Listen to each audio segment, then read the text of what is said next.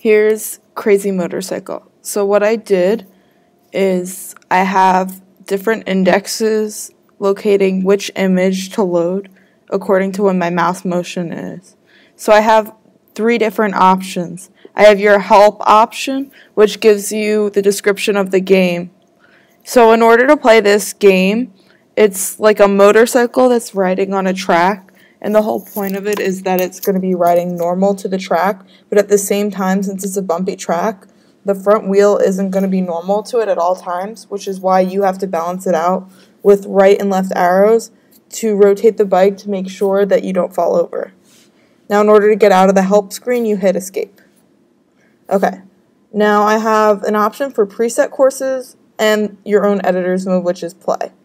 So for the preset courses, you can see these, course 1, course 2, course 3, course 4, and it shows which course it is. So if I wanted to play one of these, I would go like this, click, it expands, and then you go. So as you go up the curves, there's going to be a slope pushing you back, which is why you need to accelerate more. I also have a brake feature. As you can see, I'll stop right here. If I let go of it, it goes according to where the first key is. Hold on. All right.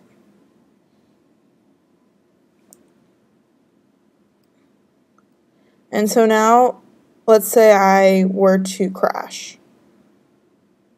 So that means that my bike goes like that, and it falls over. It says crashed. Now, if you replay, it adds to your score. The whole point of the game is to have a score of 0. So if I hit R, that means it's going to add 10 to my score. And you go right back to the beginning until you are able to win. Now, if you want to exit, you can either hit pause and hit enter to exit, and that brings you to the beginning screen, or you can also just play it out. Now, in the play section, this is your editor's mode. So as you can see, you start out with your starting point. Now I'm going to draw a line. I can click, I can drag, whatever I want. There's also an undo feature. That means that if I hit A, it undoes what I did. Now I can keep doing that, and then in addition, the canvas will be able to shift.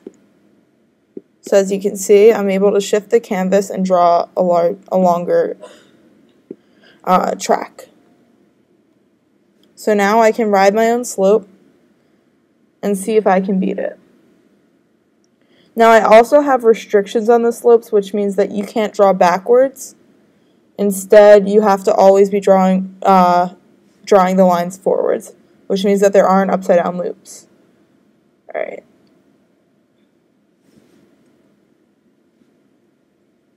And so I'll show you what happens if I win the game. Hopefully I win. And here, you survived with a score of 0. And the score will always be there. Now I can go back to the main menu and choose what I want to do. And that's my game, Crazy Motorcycle.